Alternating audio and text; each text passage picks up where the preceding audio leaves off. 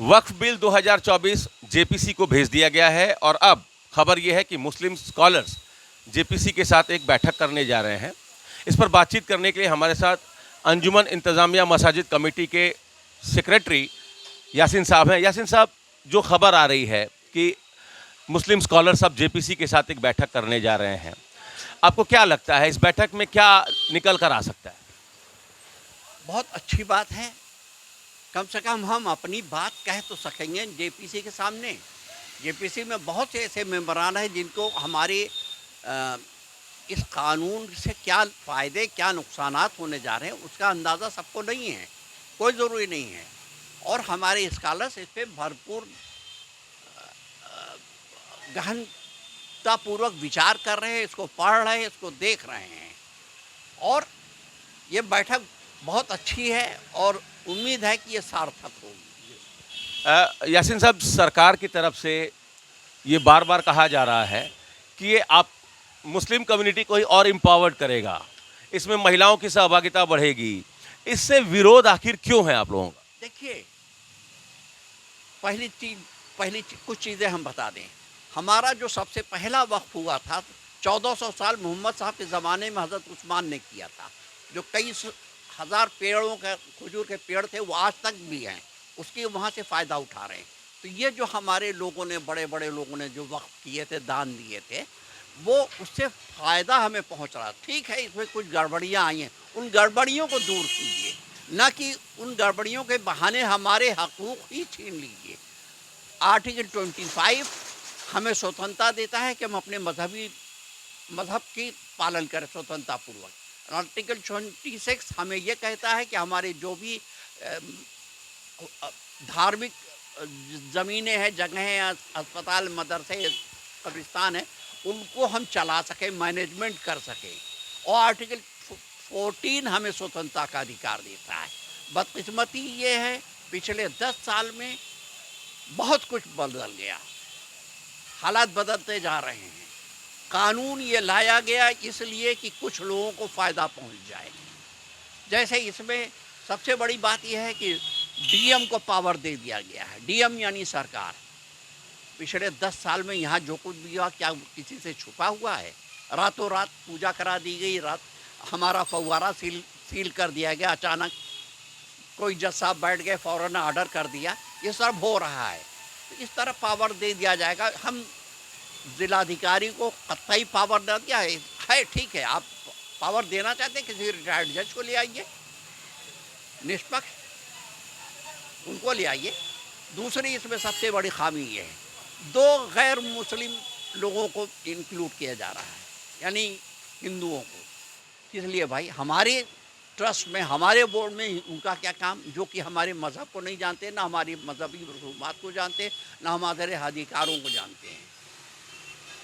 क्या हमें भी वहाँ शामिल किया जाएगा उनके ट्रस्ट में, उनके बोर्ड में? अभी काशी विश्वनाथ मंदिर ट्रस्ट में नहीं, काशी विश्वनाथ ही नहीं, बहुत सी है। बनास का ही अभी कोई कमिश्नर आ जाएगा बदकिस्मती से मुसलमान, तो क्या उसको प्रधान अध्यक्ष बना दिया जाएगा? हमें तो नहीं लगता ऐसा होने पाएगा। तीसरी बात,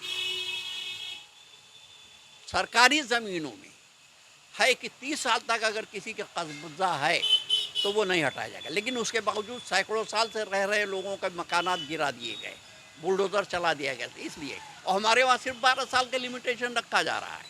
क्यों भाई? इसलिए कि अंबानी को फ़ायदा पहुँच जाए, जिसने नाजायज़ तौर पे वक्फ की ज़मीन पे अपना इतना बड़ा महल तैयार कर रखा है। इससे डर है क्या कि जो मस्जिद हैं, जो मज़ार हैं, वो छीन ली जाएगी? बिल्कुल। सर जैसा ही डीएम के पास जाएगा कि साहब इसको चेक किया जाए कि ये वक्फ की ज़मीन पे है कि नहीं, फ़ौरन हमारे ऊपर कोई ना कोई अड़ जाए। बाराबंकी में ऐसा ही हुआ, और भी जगहों पे ऐसा ही हो रहा है। तो क्या ज्ञानवापी मस्जिद जो है, ज्ञानवापी पे नहीं, सब जगह यही होगा, सब जगह यही होगा जब डीएम को पावर दे दिया जाए।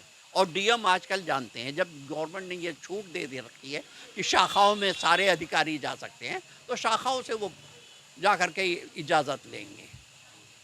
अरे जब कोई डीएम ये कह सकता है कि जनाजे में मत जाइए, आपके बगल में गाज़ीपुर में ऐसा ही देखने में मिला। एक डर है कि क्या ज्ञानवापी का फैसला इसी से हो जाएगा, ले लेंगे वो डीएम का फैसला में भी, क्योंकि अभी जो इन लोगों ने दाखिल किया है सुप्रीम कोर्ट ने जवाबदेही, उसमें ये है कि एंटायर प्रॉपर्टी जो है वो उनकी है, मंदिर की है। तो उन्हें वक्त अगर संशोधन होता है तो क्या ये भी संभव है कि वो ले सकते हैं? क्यों नहीं, कह देंगे कि आधे से ज़्यादा हिस्से पे तो हम काबिज है भाई, हमारा वजूखाना सील है, दक्षिणी तहखाने में आप घुस ही गए हैं, पीछे हम जा नहीं सकते, जाने नहीं दे रहे हैं, हमें उर्स का अधिकार नहीं दे रहे हैं, तो धीरे धीरे सीमित करते हैं। अभी जो गेट लगा रहे थे वो भी उसी का ही एक हिस्सा है, हमें हमारे अधिकारों से वंचित किया जाएगा।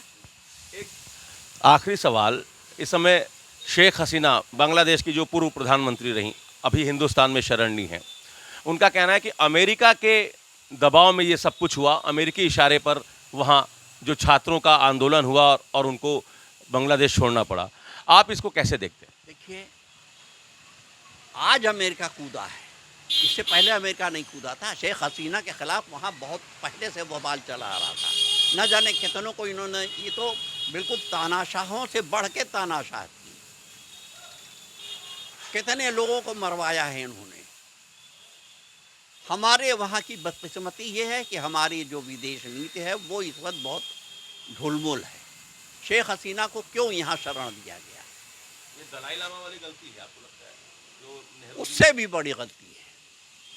क्या इन्हें नहीं मालूम कि बांग्लादेश में हमारे कितने भाई रहते हैं, क्या असरात होंगे? आज वो मांग तो कर रहे हैं कि शेख हसीना को हमारे हवाले किया जाए।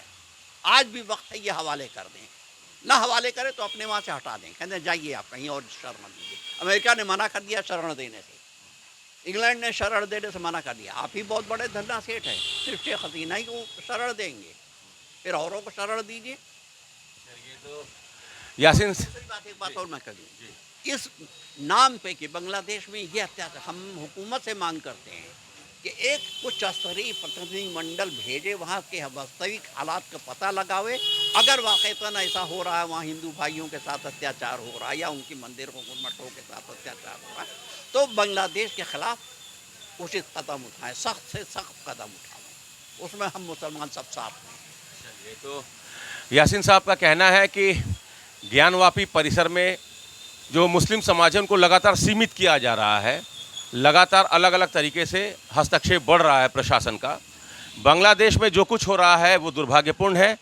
शेख हसीना को भारत में शरण देना एक बड़ी गलती थी। Amit Singh, TV9 UP, Varanasi.